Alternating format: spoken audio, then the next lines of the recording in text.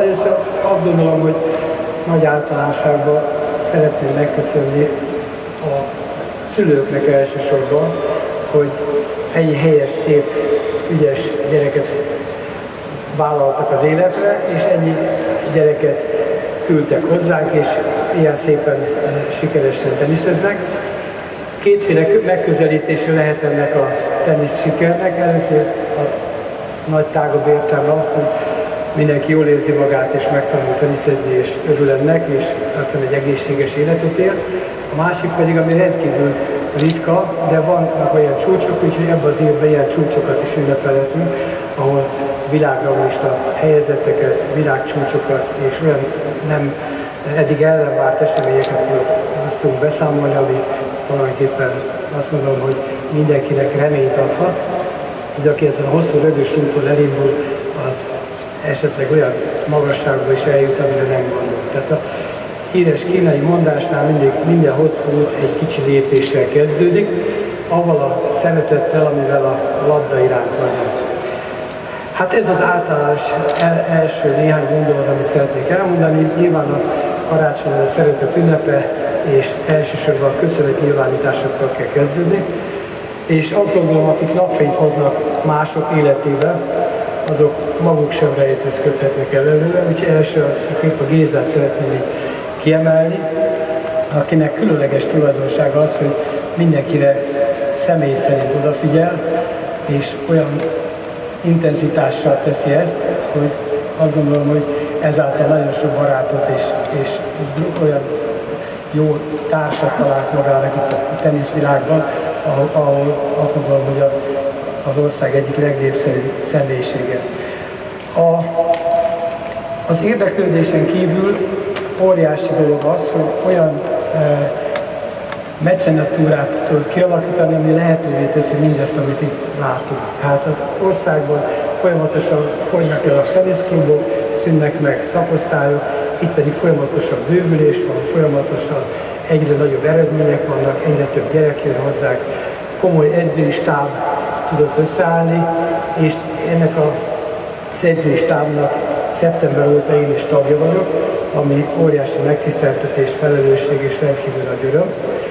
Megmondom őszintén, minden percét élvezem, és én azt gondolom, hogy a Gézának olyan meglepetéssel és ajándékkal szeretnék kedveskedni, amit azt gondolom, hogy talán méltó az eseményhez. Úgyhogy most egy picit kell gyalogolnom, mert a táskából kell kivennem, amit meglepetésként szánom.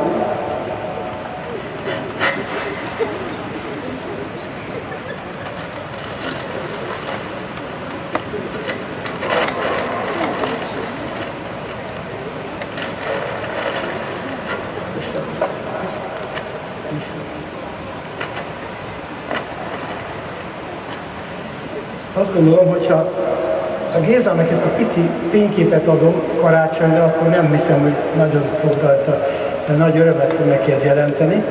De mégis ez egy különleges fénykép, onnan biztos, hogy nem lehet messziről látni, de nem is az a célja, hogy ezt a falra akassza valaki is ki, hanem ez azt jelenti, ez egy fénykép, méghozzá a Wimbledoni Múzeumnak egyik táblójából, ahol a viktoriánus kort idézi meg a múzeum.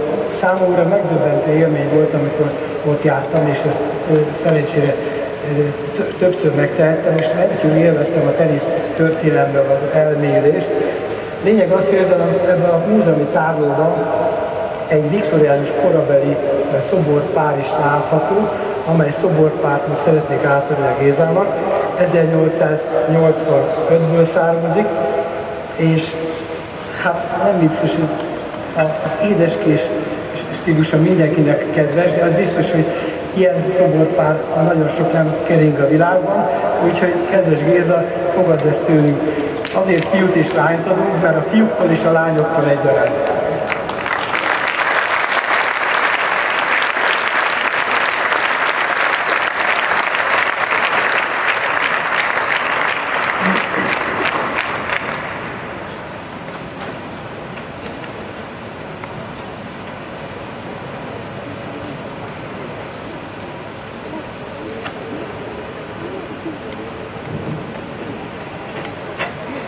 Kis technikai manőr, a Csillának és a Hajnak is hoztam, úgyhogy ez a második részbe fogom átvenni az ajándékot, és annak a felkonferálását is. Én azt gondolom, hogy egy klubnak a tulajdonosa határoz meg mindent. Mindent, ami fontos, mindent, ami lényeges. A Géza ebből a klubból nem pénzt vesz ki, hanem sok-sok pénzt költ rá, és ez érezhető is.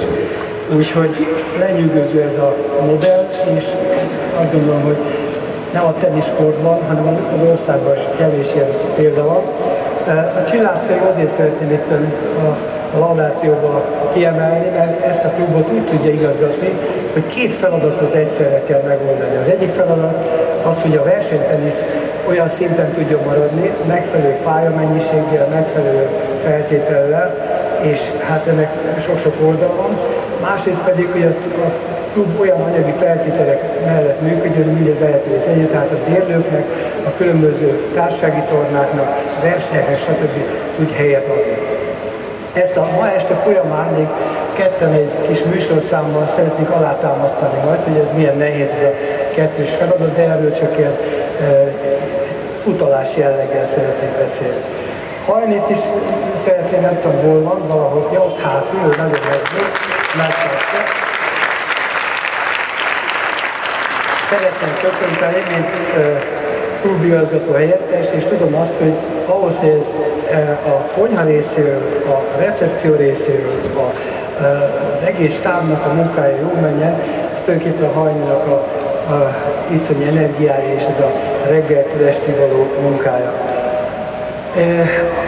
Amikor a laudációt folytatva, ebben a pillanatban lépett be Homonai György, a klubnak a műszakigazgatója, egy nagy tapsot kérlek neki.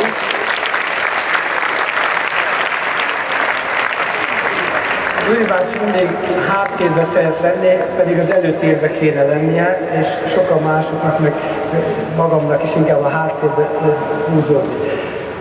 Az ajándékokat, mert készültük abból is a férfi alkalmazottaknak egy minőségi borral, a hölgyeknek meg egy nagy Merci csokoládéval, majd át fogunk adni. Így csak hagy szerepeljenek a nevek. A pályáért felelős és fantasztikus állapotban tartja Laci, illetve Attila. Egy nagy tapsot kérünk neki.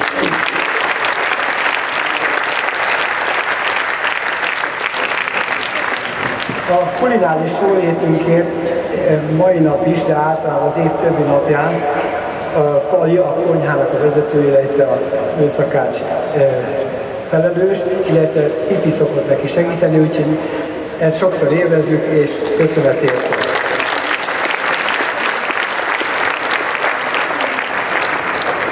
Biztos, hogy nem tűnik fel nektek, mert ha minden rendben van, akkor azt hiszem fel se tűnik az, hogy minden tiszta, minden rendben van, a szemetet elviszik, fel van takarítva. Mindezt Ágotának köszönhetjük, aki nincs így, egy nagy tapsot. A büfénél Edina és Kriszti szokott segíteni,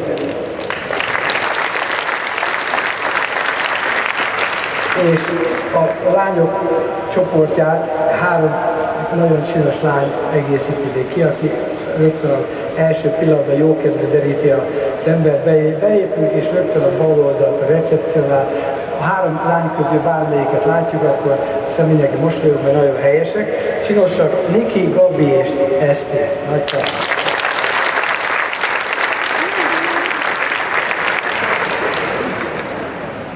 A következőkben szeretnék kitérni az edzői stábra, illetve egy picit ennek a klubnak a múltjára, illetve hogy én hogyan kaptam meg.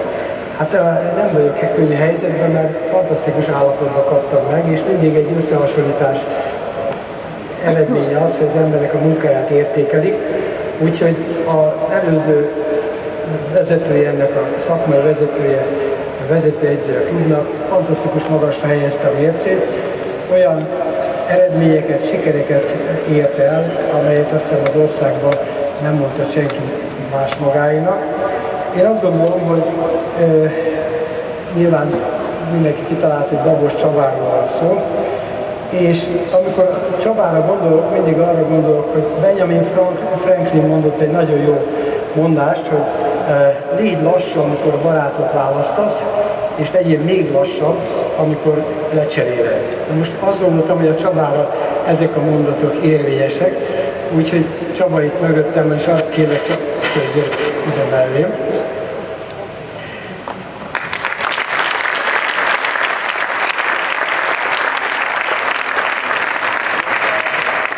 Csabát 40 éve ismerem, tehát akkor a Benjamin Franklinnek igaza van, hogy legyünk óvatosak és lassak, amikor a barátot választjuk, és 10 éve vagyunk kifejezetten nagyon jó barátságban, úgyhogy azt hiszem, hogy a mi életkorunkban ez a barátság nem fog elmúlni, úgyhogy olyan lassak leszünk, hogy ez reméljük életünk végéig tart. Úgyhogy a kölcsönös dolgok teszik a barátságot igazán élvezetessé, de a kis különbségek azok varázsolják el igazából, úgyhogy azt lehet mondani, hogy a Csabával nagyon sok mindenben hasonlóak vagyunk, és egy dologban nagyon nagy riválisak is, mert közös a szerelmünk, úgyhogy de ezért nem haragszunk egymásra, ez a tenisz, és ez a fajta elkötelezettség mind a kettőnknek az életét bearanyozta.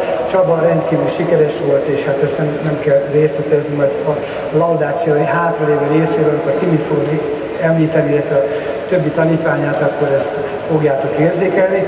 De azt gondolom, hogy a barátságunk kölcsönössége és egymásnak a respektálása azt jelenti, hogy elfogadjuk egymás különbözőségét, és azt gondolom, hogy ilyenfajta különbségek inkább erősítik a barátságot, mint sem, hogy rontják.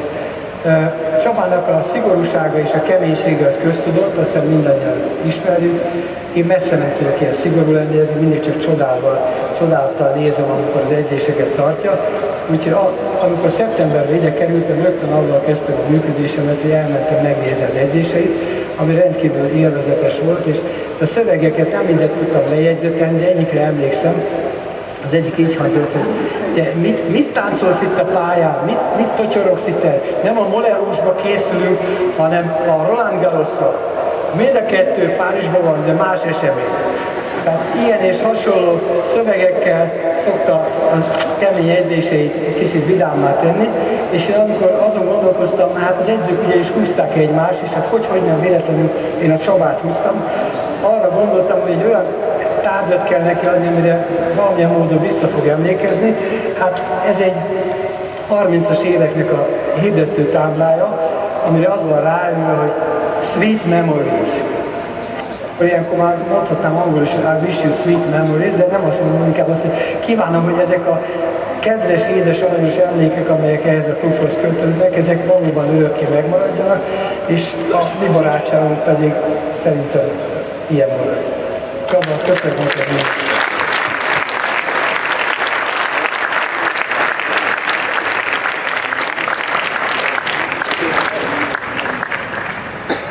Hát, hogy tovább folytassam a sort, hát vannak beszélő nevek, a eposzi kellékek közé tartozik, hát ilyen beszélő neveket párat kiírtam, például Kukorica Jancsi, Paprika Jancsi, Katica Bogár, Harangláb és így tovább.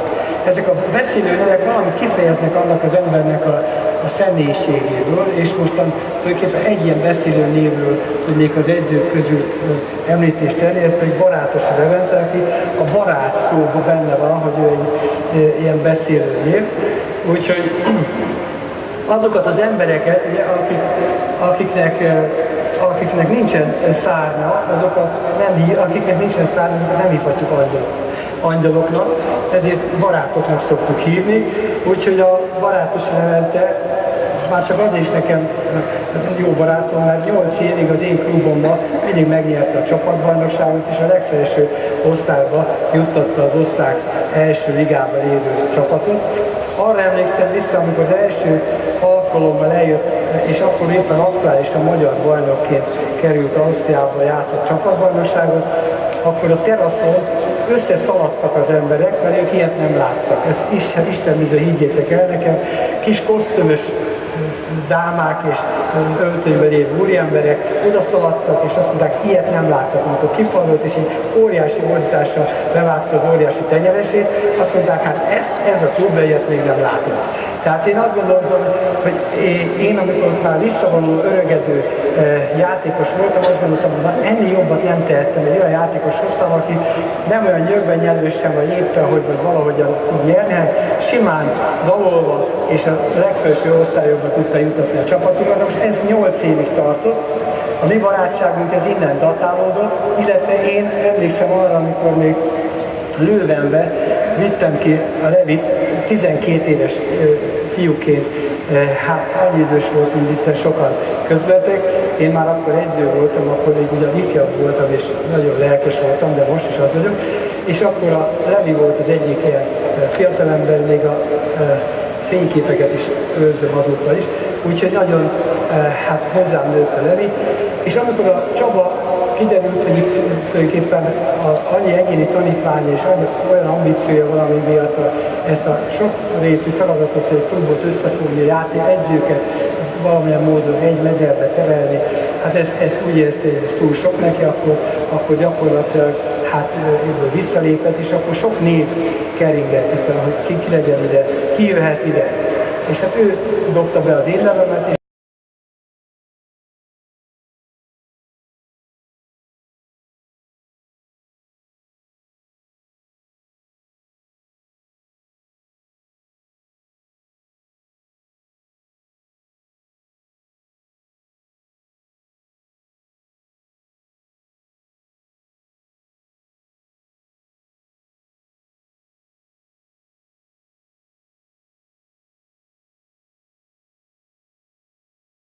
ezért nagyon hálás vagyok, de nem ettől a barátom, úgyhogy kedves Levi, köszönöm neked még egyszer.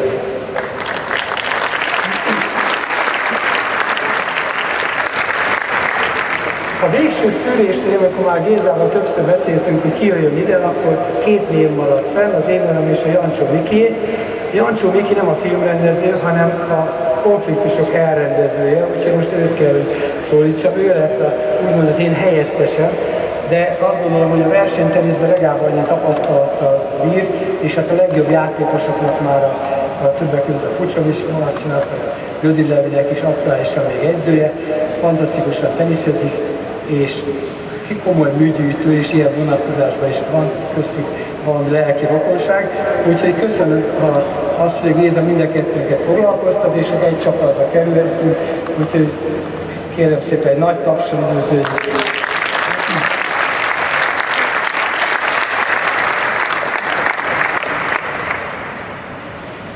István Laci, hol van Laci? Itt van. Szoktunk egymás mellett állni a pályán, és gyakorlatilag 2 hónapig egymás mellett adtuk a gyerekeknek a labdát, és ő a labdával ilyen kicsit keményebben, de sokszor cserélgettünk, és mindig azt láttam, hogy rendkívül jól szervezi ezt a munkát, nagyon habilis, keményen oda tud szólni, el tudja kapni őket, lelkesít őket, amikor a gyerekek bejönnek a csapóajtó, vagy pedig még a szabadtérbe, akkor Laci bácsit keressük. Hol van Laci bácsi? Itt van, nincs itt a Laci bácsi. Tehát azt a népszerűséget azt hiszem elmondhatja magáról, hogy kevesen tudják elérni, úgyhogy szeretettel és örömmel köszöntelek, és köszönöm, hogy együtt vagyok.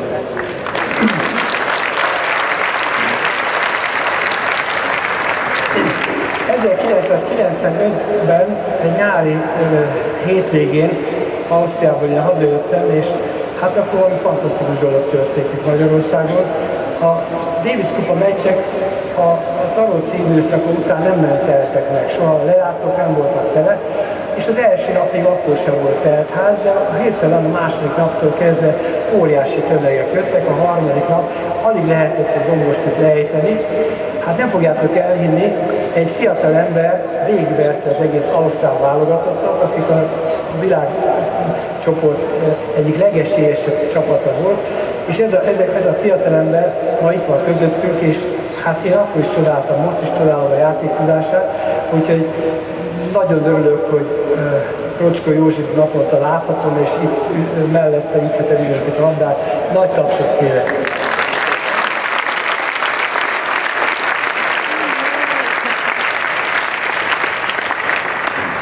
Nagy Gyula még nem olyan idős, mint én, úgyhogy egy olyan 10 évvel fiatalabb, de még valamilyen módon a versenyzői karrierünk még valamilyen módon összeért, úgyhogy még voltak olyan versenyek, amikor találkoztunk, hát úgy nem, hogy játszottunk egymásra, ennek nagyon örültem, sose szerettem volna Gyula ellen föllépni a pályára, mert úgy éreztem, hogy nagyon erős, feltörekvő ifjú, úgyhogy a játéktudása szinte mit sem kopott.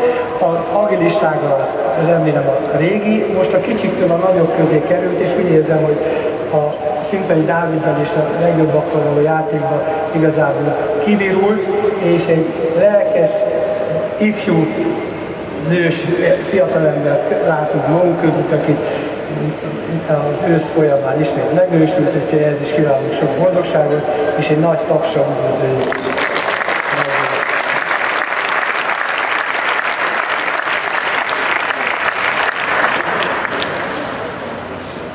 Andorics Ákost én nem ismertem korábban, de amikor az Ákosról érdeklődtem, akkor a Csaba mondta, hogy hát ő Ausztráliában nagyon sokszor kint volt, és volt itt egy fiatalember, aki biztos jól foglalkozott ott a gyerekekkel, már a válogatottak is hozzá tartoztak, és hát rendkívül jól tudott magyarul. Hát itt csodálkoztam, mert biztos, hogy 56-os szülőknek a gyereke lehetett. Hát nem, képzeljétek el, kiment Ausztráliába, több mint 10 évet ott eltöltött, a legjobbakkal kezdett foglalkozni, és ott valami hihetetlen sikereket elért, és mégis a világ dicsősége visszajött Magyarországra, és tulajdonképpen azt gondolom, hogy mindannyian örömére így folytatja a karrierjét. Én azt gondolom, hogy ebben a sátorban, ahol szokott edzéseket tartani, akik ezen részt vesznek, azok bizonyíthatják, hogy rendkívül népszerű, elkötelezett, komoly ember, és azt a belső hitet, amit ő magában hordoz, és mindannyian becsüljük és tiszteljük érte, azt adja át a gyerekeknek, és ezért nagy hála és köszönet érte.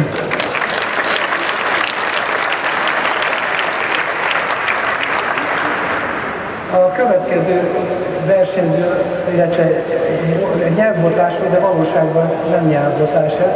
Freud mondta, hogy minden tévesztésben az ember kimondja az igazat, tehát itt versenyző és edzőről van szó. Úgyhogy Szatmári Tibor nem csak edző, hanem versenyző. Aktuálisan még olyan játékerővel rendelkezik, hogy a Superliga csapatban játszik, és amikor fontos meccs, az folyamatosan ő nyeri a meccseket, és Géza mondta, hogy nyugodtan lehet rá számítani, és itt egy ifjú Csaba is, aki a 4. számú fiam. És azt gondolom, hogy Szatyinak a játékát elnézve az ember mindig elcsodálkozik, hogy milyen edzői magasságokba érhet el valaki, aki ilyen jól tud teniszezni. Tehát minden mozdulatán látszik a harmónia, a könnyedség, az elegancia, és azt a lazaságot és finomságot, amit ő be tud mutatni, azt át is adja a gyerekeknek. Szeretik, nagyon lelkesek, és tulajdonképpen a sok válogatott jár hozzá, és hát azt gondolom, hogy nagyon nagy öröm nekünk, hogy Szatyi velünk vagy.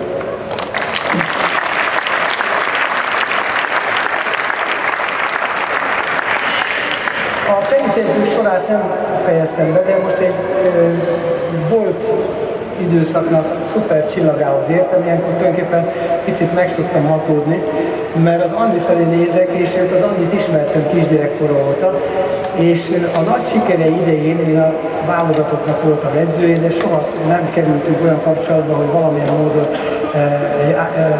pedig a női válogatottnak voltam edző, de az Andi akkor olyan szuper magasságokat ért el, hogy az akkori főtitkár, az Zentai Feri azt mondta, hogy a Temesvári Andival csak ő tud bánni, mert ez egy külön kategória, úgyhogy a Federation kupához, hát nekem nem fiatal 26 éves válogatott edzőként nem lehetett hozzá kerülni, és hát messziről csodáltam mindig azt a fantasztikus játékát, és azt is emlékszem, amikor személyesen láttam, amikor volt Nimpáján, most a Nemzeti Edzés Központ, megnyerte az Európa-bajnokságot, és mai napig emlékszem, hogy olyan erőseket pörgetett az Andi, hogy az ellenfél a hátsó kerítéshez ment, és akart fölmászni a kerítésre, de nem tudott fölmenni, mert annyira erős volt a pörgetés, hogy egyszerűen nem érte el. Úgyhogy most ez a fantasztikus kislány, aki azóta már 3 gyerekes anyuka, hát nem csak teniszezőként írta be magát a tenisz történelemben, hanem edzőként is. Úgyhogy nagy tisztelet és szeretettel köszöntöm Gálfi Dalma, junior világranglista játékos egyik edzőjét, a Barátosi Levi a másik edzője, és azt gondolom, hogy az Andinak a különleges tapasztalata és az egyéni különleges lehetőség, amivel bemegy bármilyen világversenyre, és nyílt útja van, és nyílnak előtte az ajtók, mások csak állnak előtte és szorongva várakoznak, andi előtt minden kapu megnyílik, úgyhogy én azt gondolom, hogy nagyon büszkék lehetünk, hogy ilyen volt világsztár közöttünk van, és a 3 gyereke is köztünk van, akiket nagy szeretettel szintén edzünk mi, és azt gondolom, hogy egy óriási taps illeti.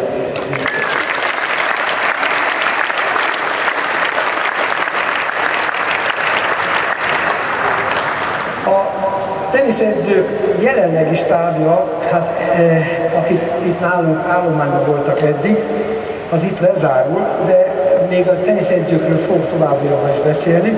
Most egy olyan emberről szeretnék néhány szót mondani, aki majdnem azt lehet mondani, hogy a tenisznél még fontosabb részt képviseli itt, mert én azt gondolom, hogy itt sokan értenek a teniszhez, de azt a fajta fizikai képességfejlesztést, amit Simai Peti itt átad, az megmondom őszintén, én bámulattal nézem. Tehát én magam testnevelési főiskolát vagy egyetemet végeztem, és annak idején még a kondícióedzéseket is a válogatottnál én tartottam, de hát azt éreztem, hogy valami fajta új dimenzióba emelkedik ez a fajta kondícióedzés.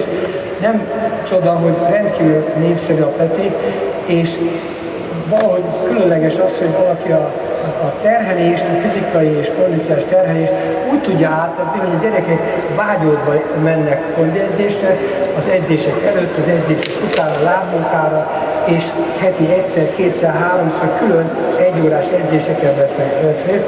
Úgyhogy Peti rendkívül képzett, fiatal kora ellenére nagyon sok különböző kurzuson vett részt, és azt hiszem, hogy én nem tudom, hogy az országban van-e még ilyen szakember, mindenesetre azt mondom, hogy különleges képességű, és nagyon-nagyon örülök, és nagyon büszkeséggel tölt el, hogy Peti itt van közöttünk.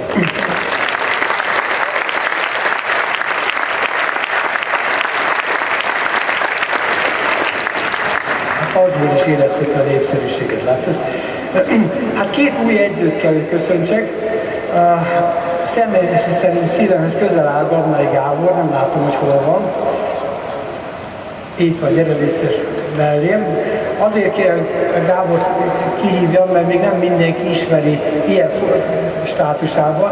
A jövőben a gyerektenisz nagyon szeretnénk megerősíteni, és ebben az évben, hát 1 hónapja már a gyerek tanfolyamokat a Gabi irányítja. Én hozzám azért is áll közel a Gábor személyisége, mert az edzőképzésben immáron 20 éve részt veszek, és a legutóbbi csoportomban talán 2 éve végezt, vagy 3, vagy tavalyi évben végezett a Gábor, úgyhogy az egyik legjobb volt ott is, és hát az élet milyen különleges marga betűket hoz. Hát ő már itt volt, én ide kerültem, és tulajdonképpen most kollégaként szeretettel üdvözlöm, és nagyon sok sikert kívánok, és egy nagy tapsot lesz.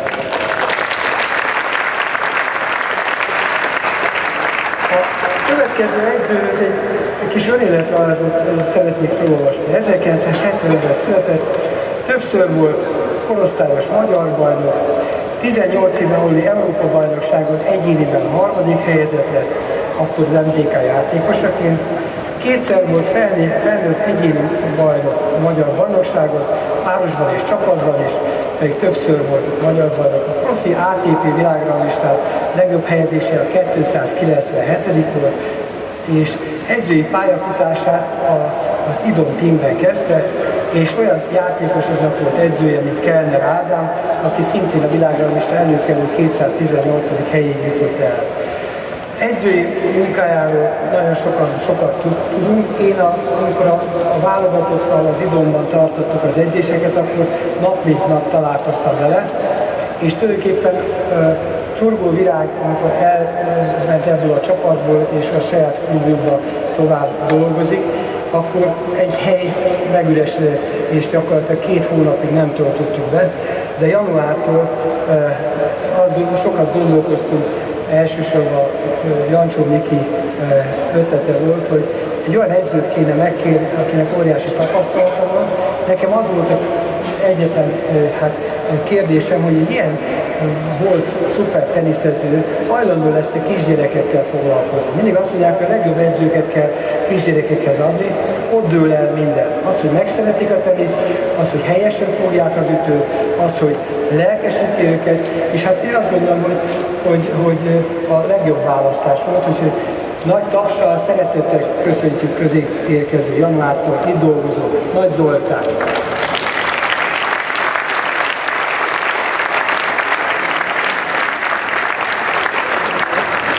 Az edzői stáb még nem fejeződött be, mert nálunk dolgozik, bár nincsen semmifajta feladat, úgymond kötelező feladata, de idehozott játékosokat, és azt gondolom, hogy nagyon személy szerint nagyon sokszor már megköszöntem, hol a Gabi, Jaros Gabi, itt van.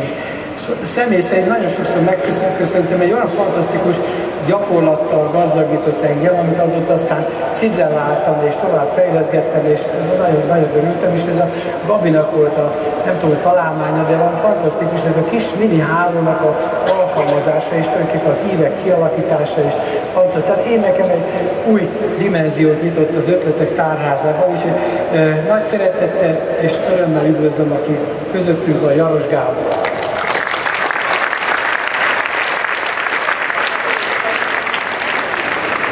Babos Csabának szokott segíteni, nem látom az arcát, mert annyi az között, Borsos Olivér, ő nincs most itt, aki még a gyerekekkel dolgozik magánedzőként, szintén kiváló teniszező és játékos és nagyon jó edző, aki most itt külföldön van, Balázs Gyuri, egy nagy tapsot neki is.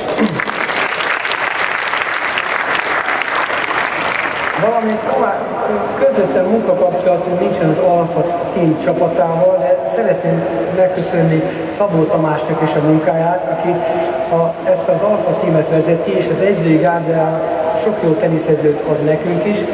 A továbbiakban az én elképzelésem szerint valamilyen módon majd egyfajta munkakapcsolatot, vagy fúziót, vagy valami ilyesmit fogunk összehozni, amiben úgy gondolom ők is majd valamilyen módon beoldanak. Hát így az edzői csapatnak a laudációja az befejezett. Én azért még nem fejeztem be az újdonságoknak a felsorolását.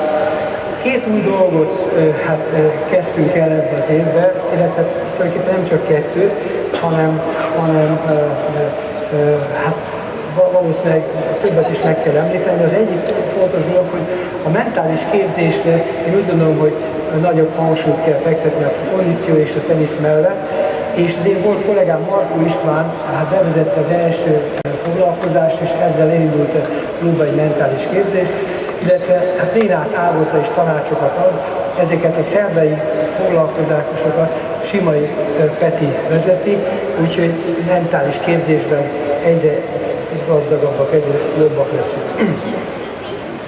A honlapunk is megerősödött, korábban a Facebookot a Gabnai Gabi vezette, és a honlapot, illetve a Facebookot most a Bor Petivel együtt összedolgozva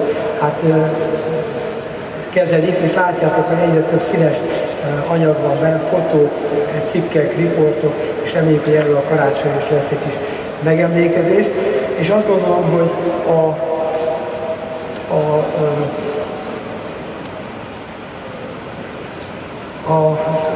tulajdonképpen ez a honlap arra szolgál, hogy mindenképpen eljusson a hírünk az ország, illetve a tenisz közönséghez.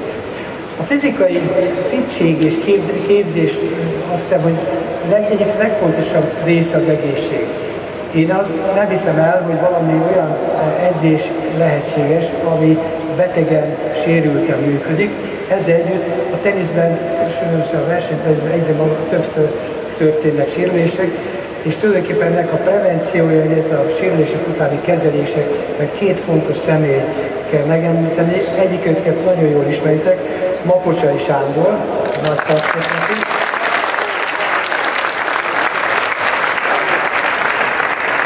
Aki nem csak nálunk fizioterapeuta, hanem a magyar tenisz válogatottnál, illetve a boxolóknál is. Irigykedve fogok gondolni rá január elején, amikor Kubában lesz az ökölvívókkal, úgyhogy nem a kubai szivalat, hanem inkább a kubai meleg nyári idő miatt. A másik pedig egy kőkemény hölgyet kell sorainkban köszönteni. Buzási Bea gyógytornász, kérlek Bea, gyere mellé. Én mindig csodáltam, hogy ilyen külső szépségben mennyi keménység és mennyi akarat és mennyi szinte szadista kegyetlenség van. Én magam is tapasztaltam, mert a hasizmon meghúzódott, hogyha Bea párszor gyógytornáztatott, de megmondom őszintén, a könnyen csorogtak, úgyhogy a külső szépség mögött egy kőkemény szív lakozik, úgyhogy ne várjatok tőle semmi jót. Köszönöm, hogy velünk vagy. Hát kérem szépen a laudáció ezen része még abban befejeződik, hogy nagyon szeretném megköszönni, hogy itt világítás van, hogy színes fények vannak, és az, hogy azon az asztalon hátul rendkívül sok üdítőital és különböző ital van. Ezt meg szeretném köszönni Pellet Sanyinak, egy nagy tapsot értek.